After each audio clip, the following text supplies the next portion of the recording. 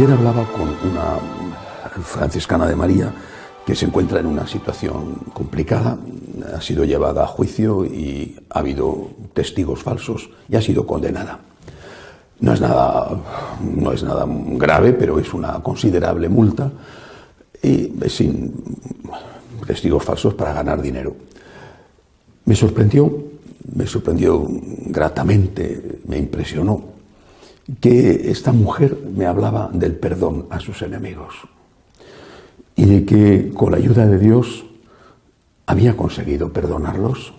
Por supuesto, iba a hacer lo que la justicia requería, sabiendo que era falso, tenía la conciencia tranquila, pero sobre todo había conseguido perdonar a sus enemigos.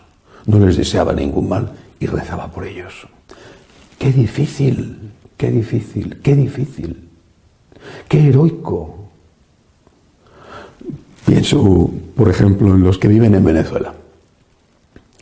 Un país entero secuestrado por unos gobernantes que mantienen al pueblo en unas condiciones infrahumanas y que ha provocado la inmigración forzosa de millones de personas en situaciones también muy difíciles fuera del país. O los que viven en Nicaragua o los que viven en Cuba.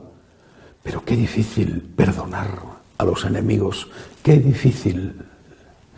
Cuando algo es tan difícil que incluso hay que decir que excede las fuerzas humanas, ¿qué es lo que hay que hacer? Yo recuerdo también aquellas palabras del Papa San Juan Pablo II, cuando decía que delante de una montaña que hay que escalar, él era un gran escalador, había sido escalador de los montes del sur de Polonia en su juventud. Cuando hay que escalar una montaña, decía, tenemos siempre la tentación de destruir la montaña, de eliminar la montaña. Una dinamita, no sé, una montaña difícil de destruir, pero acabar con el problema. Y la otra alternativa es fortalecer nuestras piernas para poder subir la montaña paso a paso. Y si hay una caída, otra vez. Robusteced las rodillas vacilantes, dice la Biblia. Robusteced las rodillas vacilantes. Por eso cuando nos encontramos con una montaña, y amar al enemigo seguramente es la montaña más difícil de todas. Cuando nos encontramos con una montaña, tenemos que pedirle al Señor la fuerza que necesitamos. Pero no pidamos rebajas, pidamos la fuerza, la gracia y la misericordia cuando no lo conseguimos para volver a empezar con su ayuda. Pidamos la fuerza, pidamos la gracia.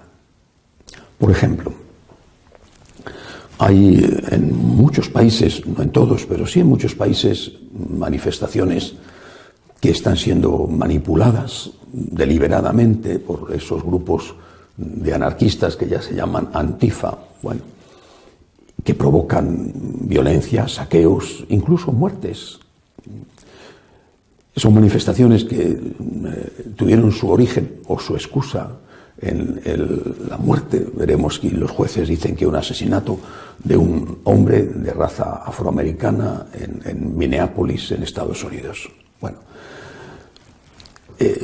hay que defender la justicia, hay que reclamar la justicia, hay que defender los derechos y hay que estar contra el racismo. Eso no justifica la violencia. Hay un caso de un hombre también en Estados Unidos de raza afroamericana que fue asesinado por los afroamericanos manifestantes porque se había puesto delante del pequeño comercio de un amigo suyo blanco para pedir que no entraran a saquearlo y le mataron a él. Bueno, pero no hay manifestaciones por ese hombre de la misma raza que los que le mataron. Pero lo que yo echo en falta es alguien que hable del perdón. Hay que defender la justicia y hay que acabar con el racismo. Pero ¿quién habla del perdón? ¿Quién habla del amor a los enemigos? ¿No es eso lo que nosotros, los católicos, y nuestras autoridades tendrían que estar pregonando? Quizás se puede confundir la invitación o la petición de perdón como una especie de invitación a no reclamar justicia, a pasar la página. Vaya, pues no es eso lo que Jesucristo nos enseñó. La justicia tiene que ser hecha y el racismo no tiene ninguna justificación. ¿Pero por qué la violencia? Porque no hay perdón. La violencia se produce cuando no hay perdón. La justicia se plantea ante los tribunales. Incluso forma parte de la justicia una manifestación pacífica, cumpliendo, por ejemplo, en el caso de la pandemia en que vivimos, unas reglas. O sea, te piden unas reglas, por ejemplo, para poder ir a misa, y en cambio no hay reglas para manifestarse en la calle a gritos, uno pegado al lado del otro y la mayoría sin mascarilla. Algo está fallando aquí.